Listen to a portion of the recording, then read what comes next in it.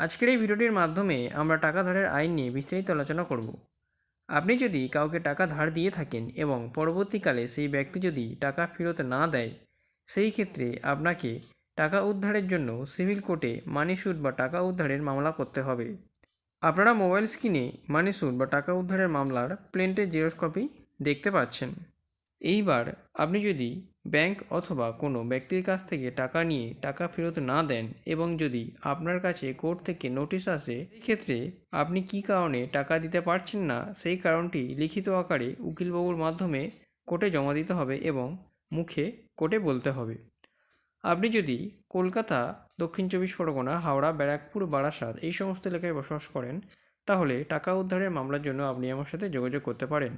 অথবা যদি আপনার কাছে কোর্ট থেকে নোটিশ আসে, সেই ক্ষেত্রেও আপনি আমার সাথে যোগাযোগ করতে পারেন। আমার মোবাইল নাম্বার হলো 9832941619। অফিস অ্যাড্রেস হলো আলিপুর জাজেস court, Kolkata. Alipore, Sealdah, Barasat, Barrackpore, Howrah city civil court, Diamond Harbour সমস্ত কোর্টে টাকা উদ্ধারের মামলা করা হয়।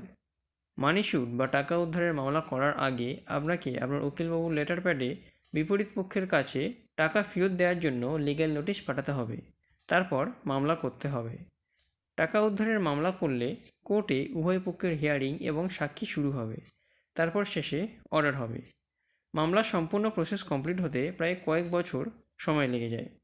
টাকা উদ্ধারের মামলার জন্য ডকুমেন্টস হিসেবে লাগবে টাকা ধারের চুক্তিপত্র, অথবা যদি টাকা ধারের চুক্তিপত্র না থাকে সেই ক্ষেত্রে আপনার উকিলবাবুর মাধ্যমে থানায় একটি চিঠি করতে হবে।